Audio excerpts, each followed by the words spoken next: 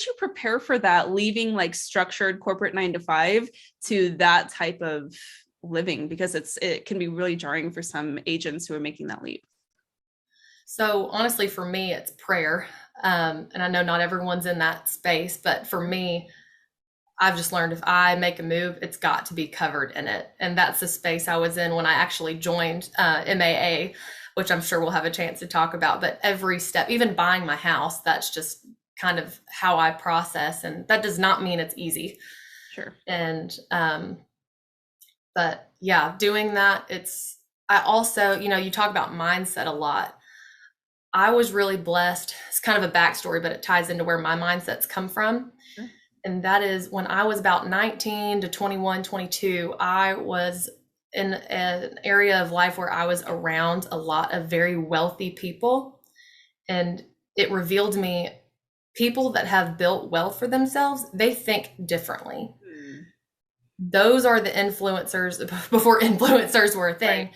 Those are the influencers in my life that I had face-to-face contact with that got me to read personal development, change what I was listening to, change the people I spent my time with.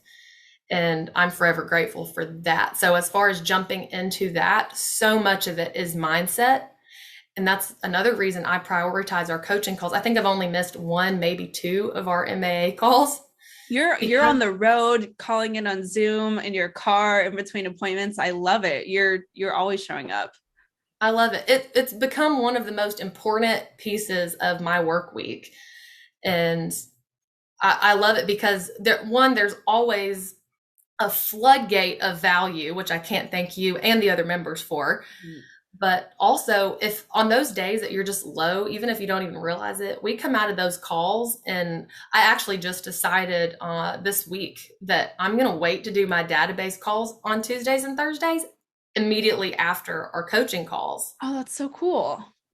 Because I'm ready to run through a brick wall, and you can't offend me and you can't upset me after those calls every time. So yeah, I love that. And you know what's so funny? I'm glad that you're saying this because I actually needed this reminder because there's just a lot of craziness in the world right now, and I find myself over consuming some of the energy that's happening around just from like maybe seeing too much news or seeing the wrong stuff on social media.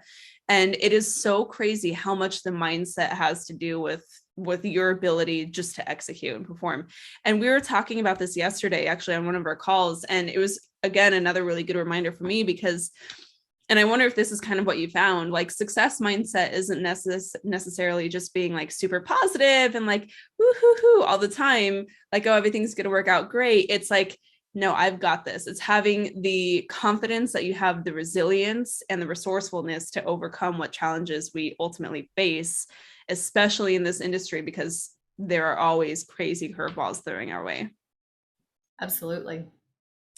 So let's talk about that. What kind of challenges surprised you in the last couple of months as you've like really gone headfirst into building your business?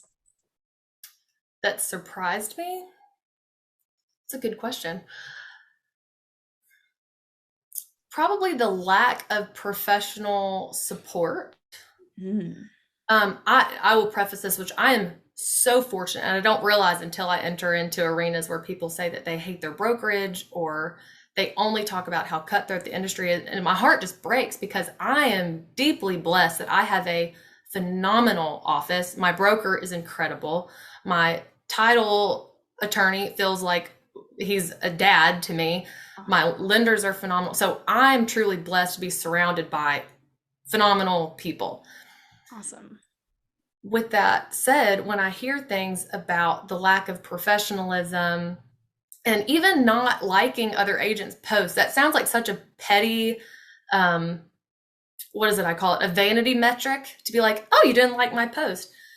But I'll go to meetings and people will say one of two things whenever they bring up my social media. I love your videos. I binge watch them. And they're another agent, which is, I love that. I always appreciate it. But I'm like, you don't ever like anything. Why don't you like my stuff?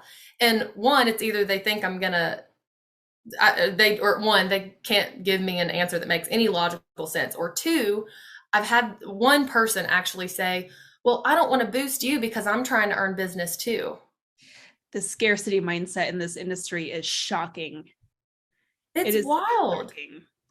And it's so funny. Just I met another much younger age, and I think she just turned 21. But she just got her license, and she's hungry, and she's at another office. But she sent me a message because I said, if you ever need anything, reach out, and I'd be happy to help. And she responded to one of my posts privately, and she said, "Hey, where are you getting leads?" And I told her kind of a blanket answer. And she said, "Well, I only have like 65 people in my database." And I sent her, because I have a document of 150 ways to build your database. Mm-hmm. And I sent it to her, and she said, "Why are you helping me so much?" Why wouldn't I help you? I just believe in sharing what has worked. And that's something I'll make a confession on here. I have been too private about the Market Authority Academy in my small local circles. And it just hit me last week. And I was like, if someone asks me, "Hey, what are you doing? What is it I'm going to say it's this program. And I have started saying it's my coach even a few weeks ago. But one of two things: either they're going to jump in and do the work and earn their business and attract who they want, or two, I gave them a resource and they just didn't do anything with it. Yeah. And then, kind of responsibilities on them, right? It's so crazy how many agents don't want to receive help.